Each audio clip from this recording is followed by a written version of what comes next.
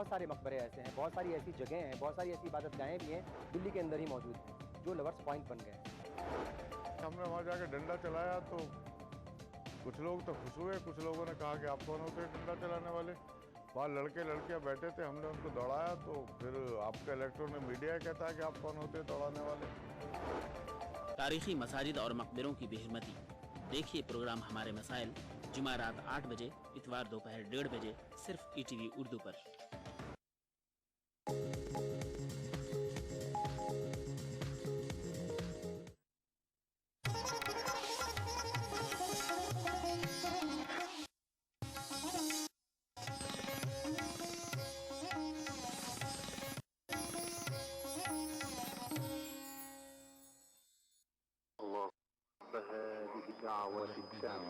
والصلاة القائمة اللهم رب هذه الدعوة. في علننا نعلن أنه لا كبير غيرك، نقولها في صلاتنا ونقولها في صمتنا، نقولها في كل عمل نقدم عليه، نقولها اعتزازا بك يا الله وتشرفا بعبوديتنا لك يا مالك الملك يا ولي النعم. الشيخ أسامة عبد الله خياط يلقي خطبة الجمعة في جموع المصلين. السلام عليكم ورحمة الله وبركاته. الله أكبر الله أكبر.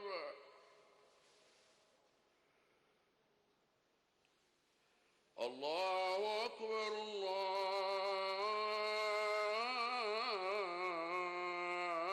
الله أكبر. أشهد أن لا إله إلا الله.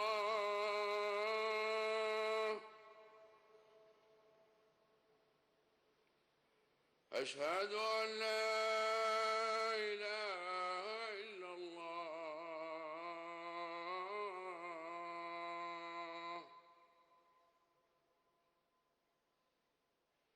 أشهد أن محمدًا رسول الله.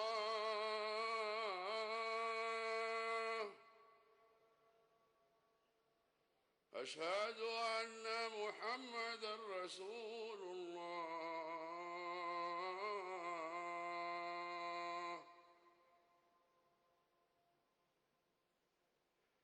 حي على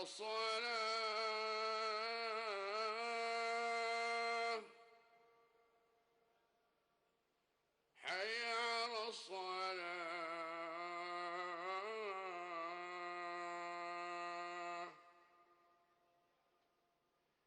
حي على الفلاح.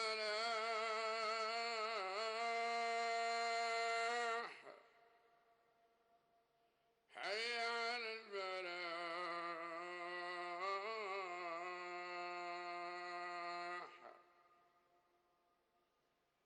الله أكبر الله أكبر. لا إله إلا الله.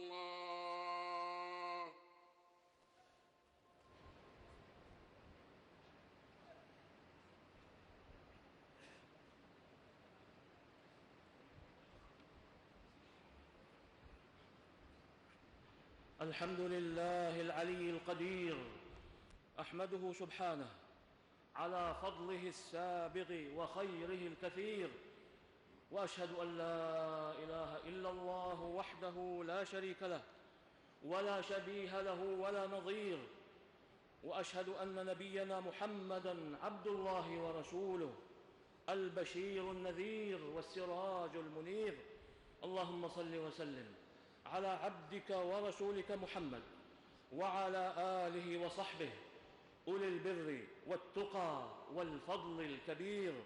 أما بعد، فاتقوا الله عباد الله، واخشوا يوما تعرضون فيه على الله فيجزي كل نفس بما كسبت، فمن يعمل مثقال ذرة خيرا يره ومن يعمل مثقال ذرة شرا يره.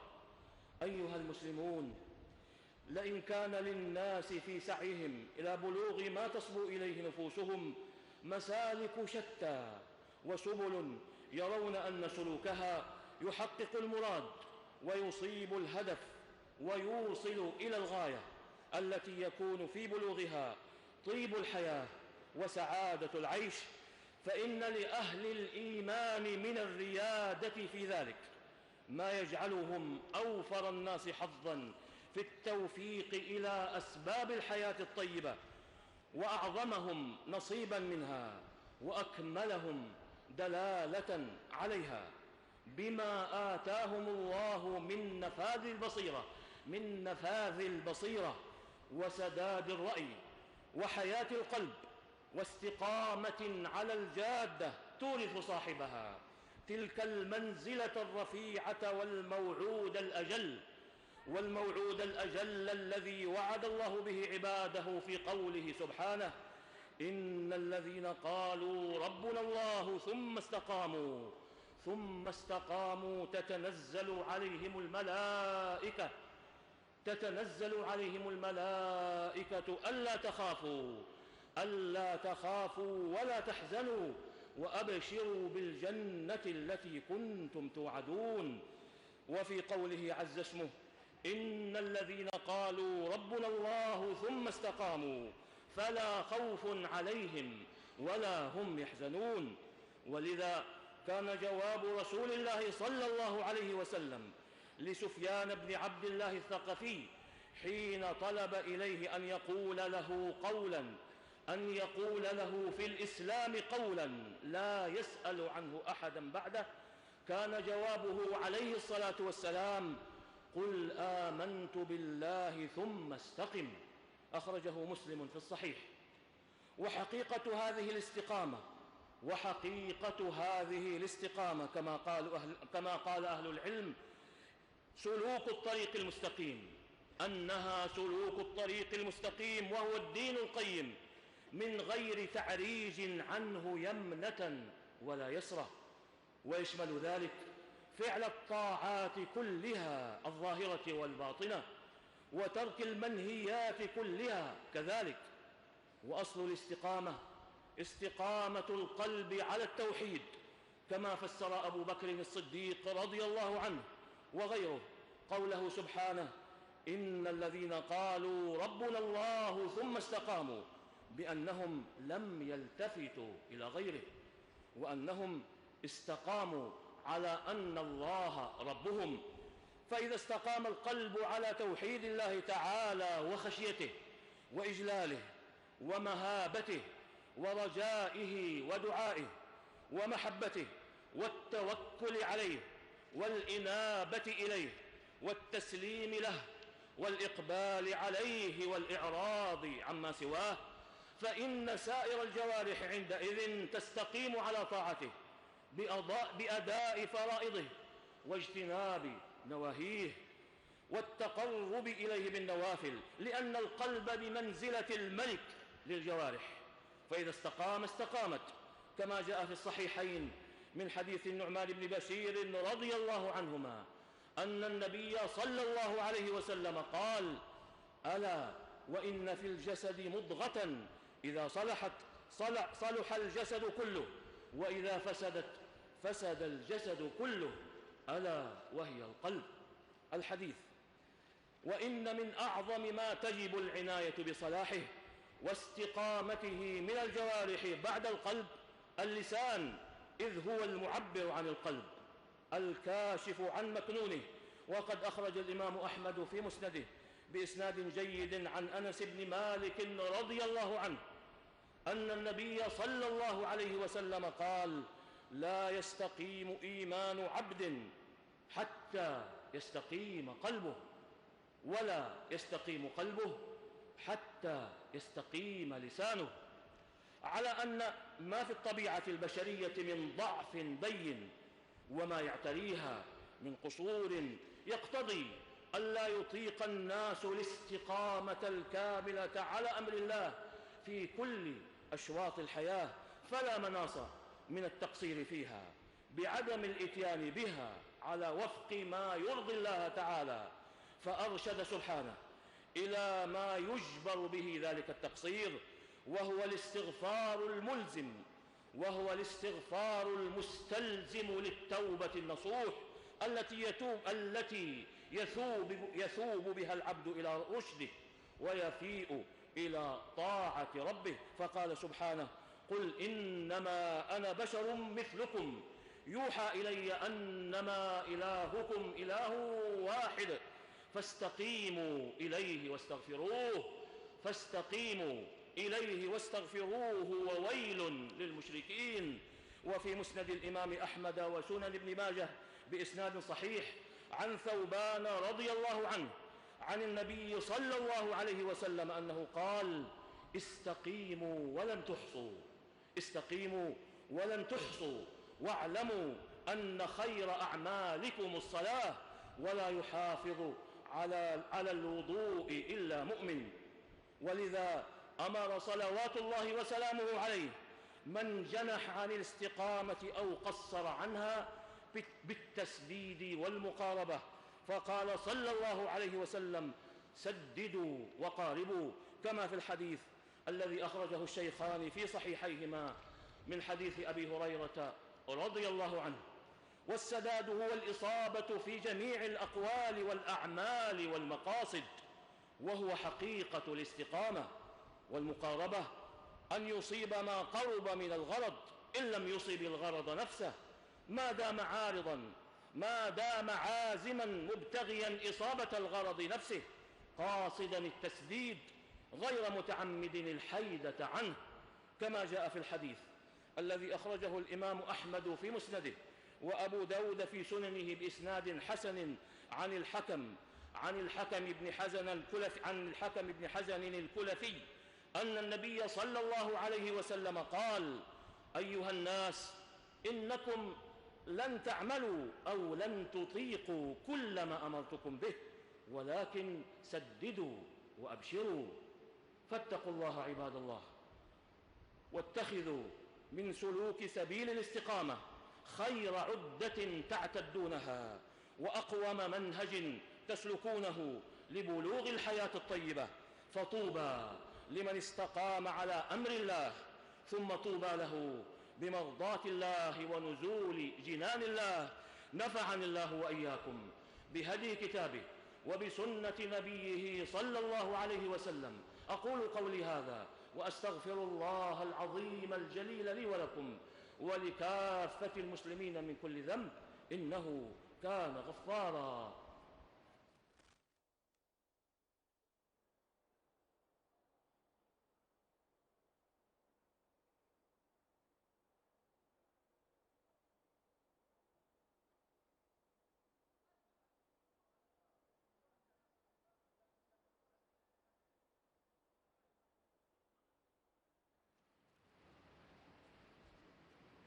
إن الحمد لله نحمده ونستعينه ونستغفره ونعوذ بالله من شرور أنفسنا وسيئات أعمالنا.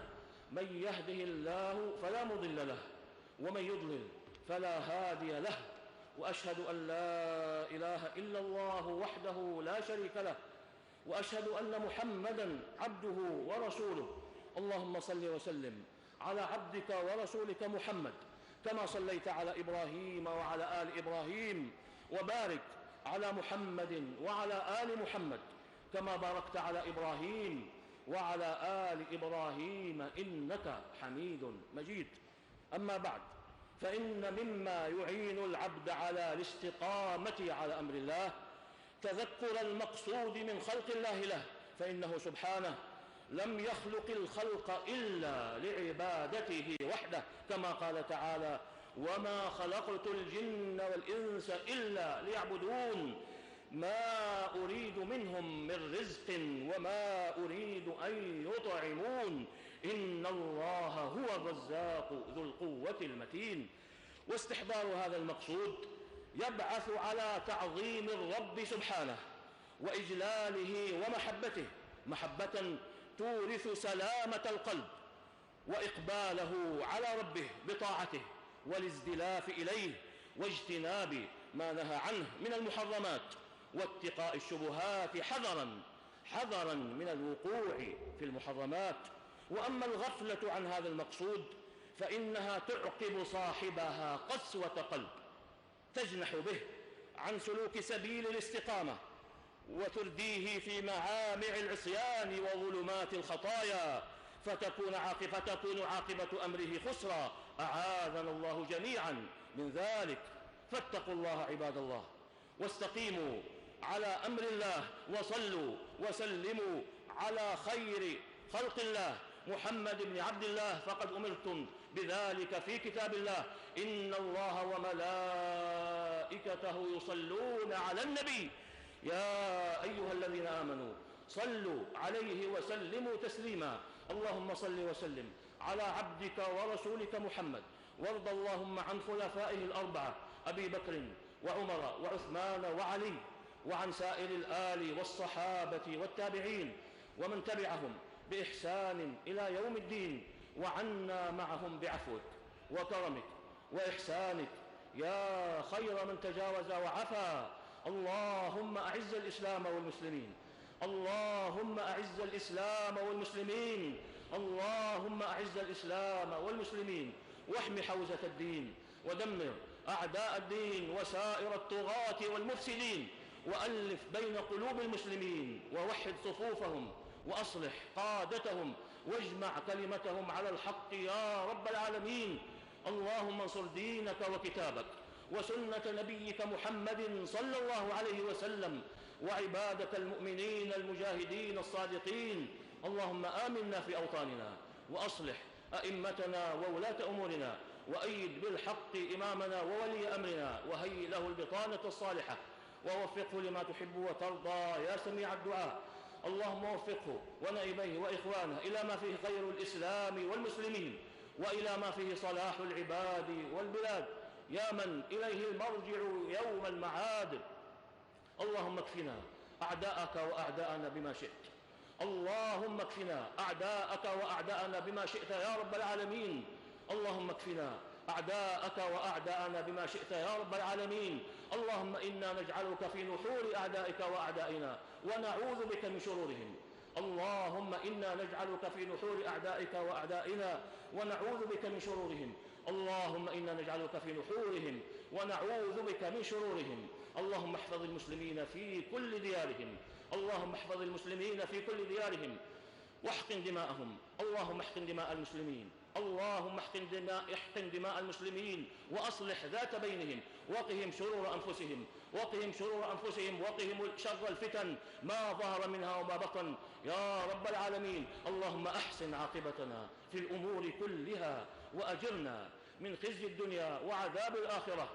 اللهم أصلح لنا ديننا الذي هو عصمة أمرنا، وأصلح لنا دنيانا التي فيها معاشنا، وأصلح لنا آخرتنا التي فيها معادنا، واجعل الحياة زيادة لنا في كل خير، والموت راحة لنا من كل شر. اللهم إنا نسألك فعل الخيرات وترك المنكرات وحب المساكين، وأن تغفر لنا وترحمنا، وإذا أردت بقوم فتنة فاقبضنا إليك غير مفتونين. اللهم إنا نعوذ بك من زوال نعمتك، وتحول عافيتك، وفجاءة نقمتك، وجميع سخطك. ربنا لا تزغ قلوبنا بعد إذ هديتنا، وهب لنا من لدنك رحمة إنك أنت الوهاب. ربنا ظلمنا أنفسنا، وإن لم تغفر لنا وترحمنا لنكونن من الخاسرين. اللهم اشف مرضانا، وارحم موتانا، وبلغنا فيما يرضيك آمالنا. ربنا آتنا في الدنيا حسنة، وفي الآخرة حسنة، وقنا عذاب النار. وصلى الله وسلم على عبده ورسوله نبينا محمد وعلى آله وصحبه أجمعين، والحمد لله رب العالمين. الله أكبر الله أكبر، أشهد أن لا إله إلا الله، أشهد أن محمدا رسول الله. حي على الصلاة، حي على الفلاح، قد قامت الصلاة، قد قامت الصلاة. الله أكبر الله أكبر لا إله إلا الله. استووا استووا، أقيموا صفوفكم وشدوا الخلل، أتموا الصف الأول فالأول.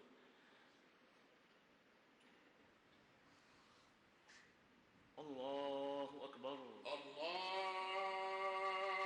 أكبر.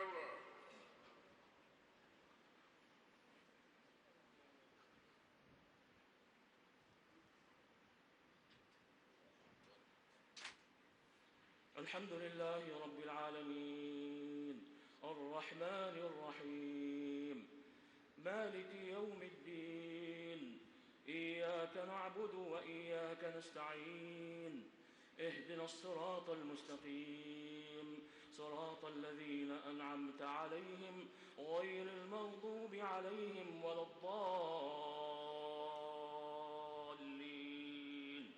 آمين.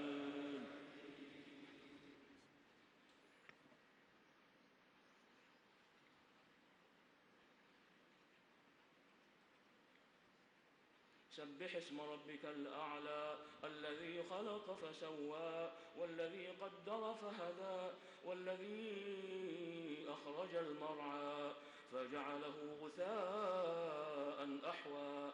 سنقرئك فلا تنسى إلا ما شاء الله، إنه يعلم الجهر وما يخفى. ونيسرك لليسرى فذكر إن نفعت الذكرى، سيذكر من يخشى ويتجنبها الأشقى الذي يصلى النار الكبرى ثم لا يموت فيها ولا يحيا.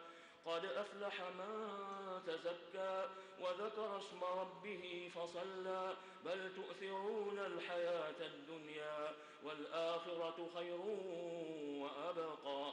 إن هذا لفي الصحف الأولى صحف إبراهيم وموسى.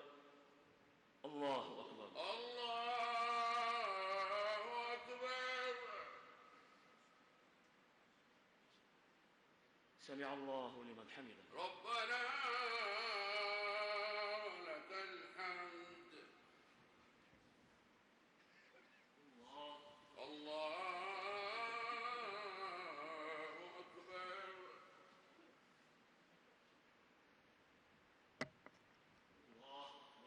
الله أكبر. الله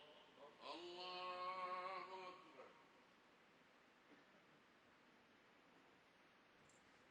الله أكبر. الله أكبر. الحمد لله رب العالمين الرحمن الرحيم مالك يوم الدين، إياك نعبد وإياك نستعين، اهدنا الصراط المستقيم، صراط الذين أنعمت عليهم غير المغضوب عليهم ولا الضالين، آمين.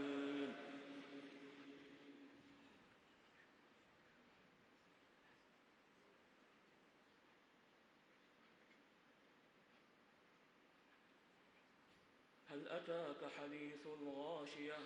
وجوه يومئذ خاشعة عاملة ناصبة تصلى نارا حامية تسقى من عين آنية ليس لهم طعام إلا من ضريع لا يسمن ولا يغني من جوع. وجوه يومئذ ناعمة لسعيها راضية في جنة عالية لا تسمع فيها لاغية فيها عين جارية فيها سرر مرفوعة وأكواب موضوعة ونمارق مصفوفة وزرابي مبثوثة.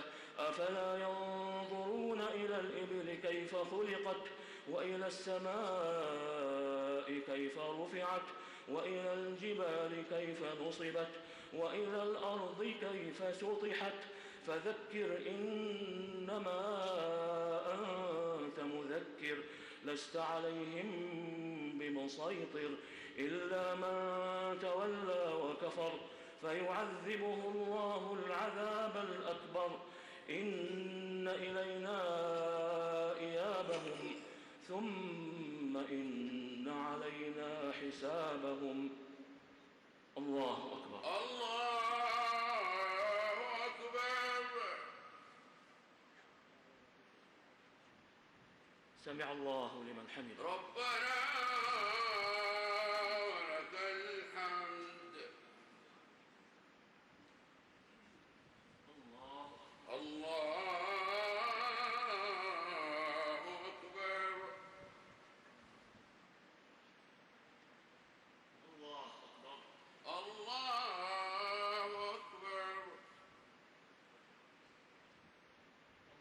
الله أكبر. الله أكبر.